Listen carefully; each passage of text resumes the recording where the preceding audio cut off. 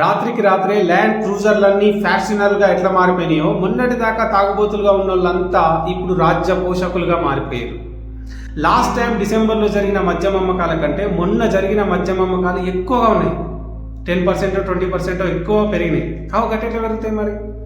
కేసీఆర్ దిగిపోయినాక మద్యం అమ్మకాలు తగ్గిపోవాలి కదా, తాగుబోతులంతా శుద్ధపూసల లెక్క మారిపోవాలి. ఎందుకంటే కేసీఆరే కదా అలవాటు చేసింది.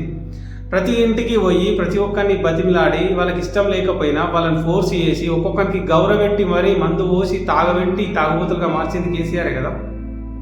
ఆ తాగేటప్పుడు వాళ్ళకు ఆ మందులో నీళ్ళు ఉంటాయో లేవో అని ఆలోచించి ఇంటింటికి మంచినీళ్ళు ఇచ్చింది కూడా కేసీఆరే కదా. మరి సీకట్ల మందు కింద పోసుకుంటారో మీద పోసుకుంటారో తెలియక ప్రతి ఇంటికి 24 గంటల కరెంట్ ఇచ్చింది కేసీఆరే కదా. అంత పకడ్బందీగా కేసీఆర్ తాగుబోతులుగా తయారు చేసినప్పుడు మరి కేసీఆర్ దిగిపోగానే తాగుబోతులు తగ్గిపోవాలి. అయినా కూడా ఇంకా ఎక్కువ ఎందుకు తాగుతున్నారు మరి? ఇప్పుడు వాళ్ళంతా రాజ్య పోషకులు ఎట్లయ్యారు మరి? ఈ విషయాన్ని మనం ఆలోచిస్తే కేసీఆర్ ఇమేజ్ని, తెలంగాణ ఇమేజ్ని దెబ్బకొట్టడానికి ఎంత భయంకరమైన కుట్ర చేసిర్రో, ఎంత భయంకరమైన ప్రచారం చేసిర్రో మనం అర్థం చేసుకోవచ్చు. వివరాల్లోకి వెళ్తే భారతదేశంలో వైన్ షాప్స్ లేని రాష్ట్రం ఒక్కటి కూడా లేదు. ప్రతి రాష్ట్రంలో వైన్స్ ఉంటాయి, ప్రతి రాష్ట్రంలో మద్యం అమ్మకాలు జరుగుతాయి, ప్రతి రాష్ట్ర ఖజానాకి మద్యం నుండి ఆదాయం వస్తూనే ఉంటుంది.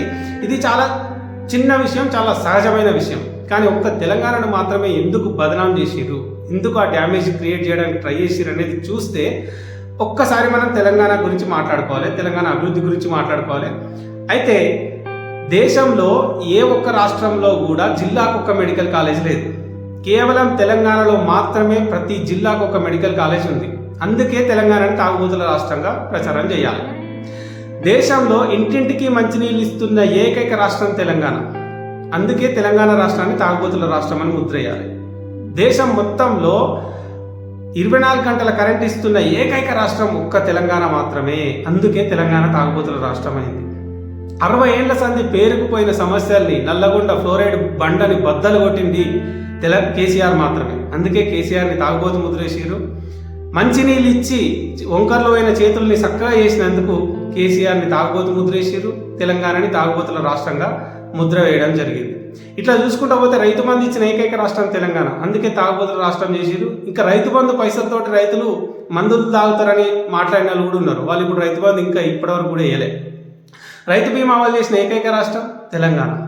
అందుకు తాగుబోతుల రాష్ట్రం అని చెప్పి ముద్రేసిరు. ఇంకొక విషయం కూడా గుర్తుపెట్టుకోవాలి. కేసీఆర్ రాకముందు పల్లెటూళ్ళల్లో గుడంబ ఏరులై పారుతుండేది. ఆ గుడంబ రక్కసిని కూకటి వేళ్లతో సహా పీకి పెకిలించి వేసింది కేసీఆర్. పేకాట క్లబ్బులు ఎక్కడ చూసినా ఊళ్ళల్లో పుస్తలు తాకట్టు పెట్టి పేకాట ఆడుతుండే.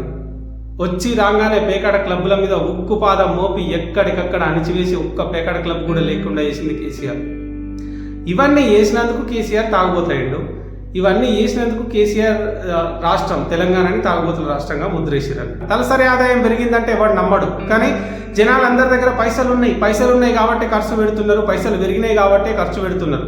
ఎవరి దగ్గర అప్పు చేసి అయితే తాగుతలేరు కదా, ఎవరి పైసలతో వాడే కదా తాగేది.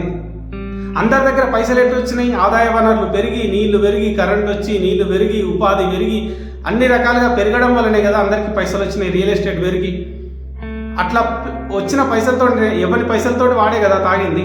అలాంటప్పుడు తాగుబోతుల రాష్ట్రం ఎట్లయితుంది? తలసరి ఆదాయంలో నెంబర్ 1 ఉన్న రాష్ట్రాన్ని తాగుబోతుల రాష్ట్రం లెక్క ముద్రేసారు.